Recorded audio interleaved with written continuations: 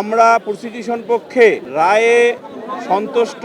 তার সাক্ষ্যে অর্থাৎ অটোপসি দিয়েছেন, সেই অটোপসি রিপোর্টে ডাক্তার ক্লিয়ারলি উল্লেখ করেছেন যে ভিকটিম রামিসা আক্তারের দেহে ধর্ষণের আলামত পেয়েছেন এবং যার কারণে তিনি সকল সাক্ষ্য বিশ্লেষণ করে এই সিদ্ধান্তে উপনীত হয়ে রায় দিয়েছেন এবং আমরা প্রসিকিউশন পক্ষে রায়ে সন্তুষ্ট এবং আমরা এই রায় এর ক্ষেত্রে ধন্যবাদ জানাই সদাশয় সরকারের মাননীয় প্রধানমন্ত্রী, হোম মিনিস্টার এবং ল মিনিস্টার মহোদয়কে।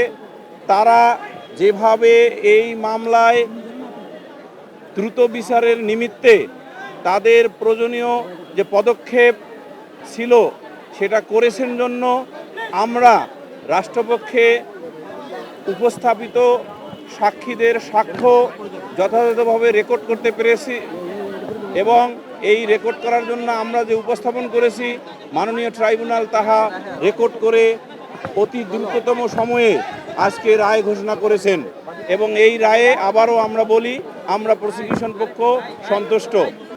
এই মাননীয় ট্রাইব্যুনাল এই রায় ঘোষণার শুরুতেই বলেছেন যে শিশুদের অধিকার বা শিশুদের রক্ষা করা একটি রাষ্ট্রের মৌলিক উদ্দেশ্যগুলোর একটি এবং আমাদের এই রাষ্ট্রেরও মৌলিক উদ্দেশ্যগুলোর একটি হলো আমাদের যে ভবিষ্যৎ প্রজন্ম শিশুদের রক্ষা করা।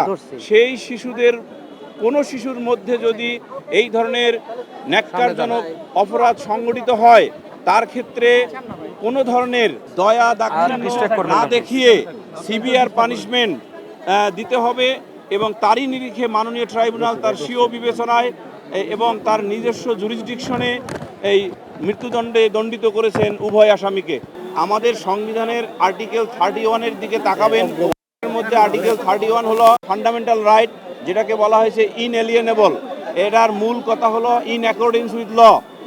এই মামলার পরবর্তী কার্যক্রম হাইকোর্ট বিভাগে যাবে, আপিল বিভাগে যাবে এবং পরবর্তী পর্যায়ে রাষ্ট্রপতির নিকট যাবে কিনা সেটার এই যে প্রসেস, এটা হলো in accordance with law.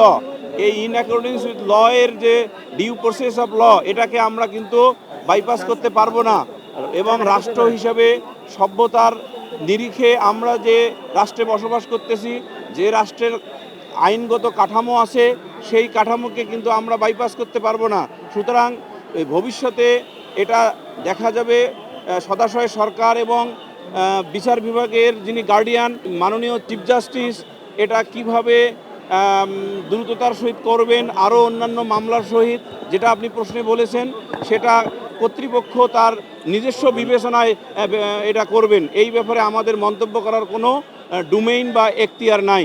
Definitely এই মামলার রায় মূলত 4 কার্যদিবসে সম্পন্ন হয়েছে এবং এই 4 কার্যদিবসে অনেকে বলতে পারেন 5 কার্যদিবস, কিন্তু আইন অনুযায়ী 4 কার্যদিবসে হয়েছে।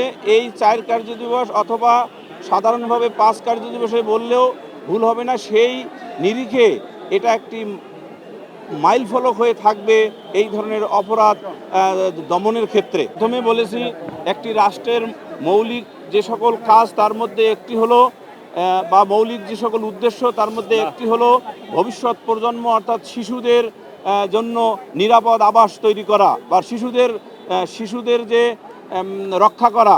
সেই শিশুদের উপর কোনো শিশুর উপর যখন এই ধরনের ন্যাক্কারজনক ঘটনা ঘটে তখন রাষ্ট্র কিন্তু অতি দ্রুততার সহিত যে পদক্ষেপ নিয়ে এই বিচার কার্যটি সম্পন্ন করতে সহায়তা করেছেন, সেই বিচারে মাননীয় ট্রাইব্যুনাল যে রায় দিয়েছেন আজকে সেটা অবশ্যই একটি মাইল ফলক হয়ে থাকবে।